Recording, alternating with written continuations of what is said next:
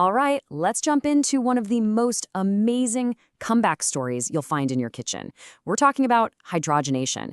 It's a process that totally changed our food over the last 100 years, going from this celebrated miracle fat to a public health enemy number one. And now, well, now it's a little more complicated. So you've probably seen this in the supermarket, right?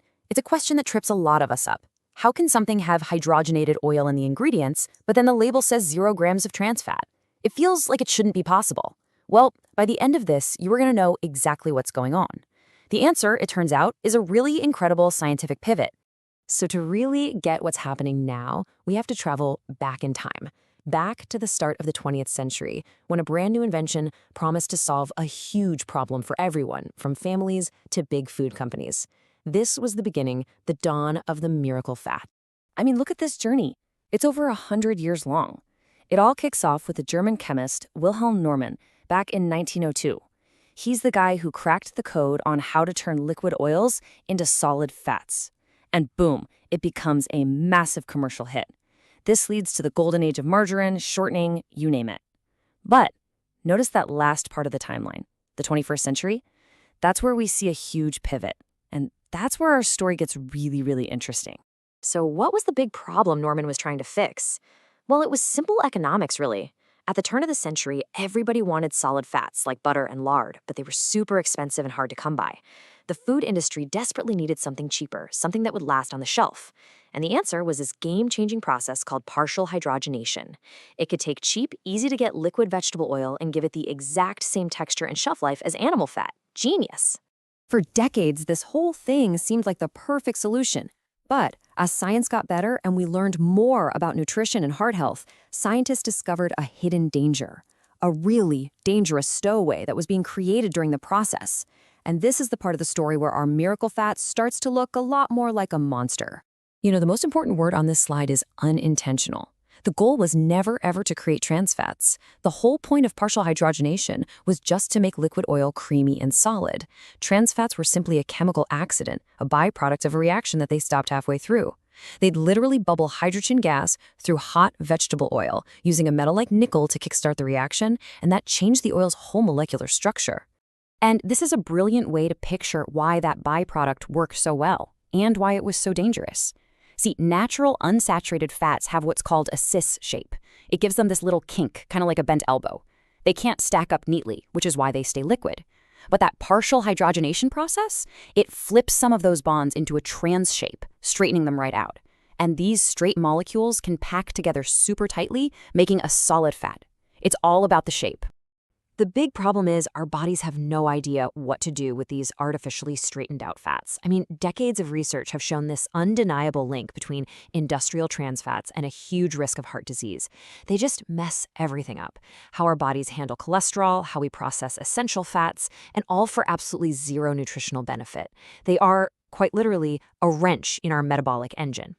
And if you just need one number to really get the scale of this problem, here it is. The World Health Organization estimates that, at its peak, industrial trans fat was responsible for over 500,000 deaths from cardiovascular disease every single year. That is a staggering number for an unintentional byproduct. So, facing this massive public health crisis, the food industry had to do something. They couldn't just go back to pricey animal fats. So instead, they went back to the drawing board. They completely re-engineered the whole hydrogenation process.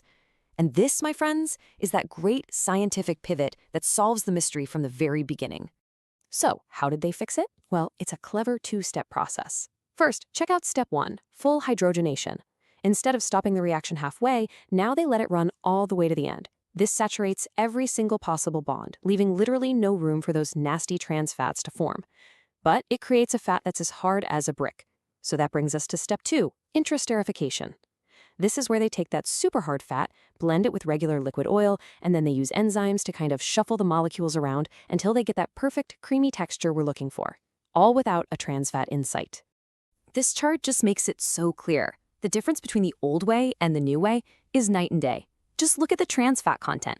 The old process was packed with it, but the new one is basically zero. The old way gave us a serious health risk. The new way gives us a simple saturated fat that our body knows exactly how to deal with.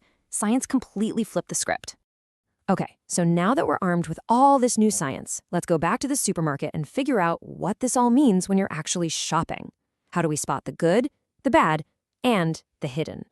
And this is the million-dollar question, isn't it? You've done your research, you see that beautiful 0-gram trans fat on the label, and you think, great, I'm good to go. But unfortunately, it's not always quite that simple. There's a little labeling loophole you really need to know about. And here it is. Here's the catch. According to food labeling laws, like this one from China's national standard, a product can claim 0 grams of trans fat as long as the amount is below a certain tiny threshold, in this case, less than 0.3 grams for every 100 grams of food. So it's not truly zero, it's what you might call legally zero. Now, why does a measly 0.3 grams even matter? Well, because health experts say we should eat less than 2 grams of trans fat a day. Total. So if you have a cookie here, some crackers there, maybe a little non-dairy creamer in your coffee, all labeled 0 grams trans fat, those tiny hidden amounts can add up really fast and push you right over that daily limit without you even knowing it. This means your best weapon isn't the big nutrition facts box, it's the ingredient list. You've got to become a food detective. So look for these red flag words. The biggest one is partially hydrogenated vegetable oil, or just shortening. If you see those words, it means there could still be trace amounts of trans fats hiding in there, even if the front of the package is screaming 0. You know, this whole story makes you think about a bigger question. The word processed has become such a bad word in nutrition, but does this story maybe show that it's a little more nuanced than just processed is bad? And this is where the story takes another fascinating turn. Remember that second step, intracerification? Well, scientists at King's College London just did a big study on these modern processed fats. And what did they find?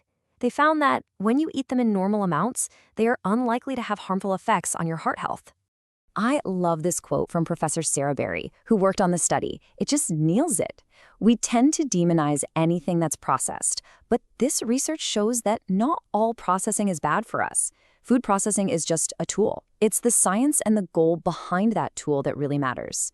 In this case, science created a problem, and then science came up with a much, much safer solution. And so, we've come full circle. The story of hydrogenation is just this powerful reminder that science can be a double-edged sword. It accidentally created one of the biggest health crises of the 20th century, and then it turned around and developed an elegant chemical solution to fix its own mistake. It really makes you wonder, doesn't it? What other invisible challenges are hiding in our food today, and how is science going to rise up to meet them next?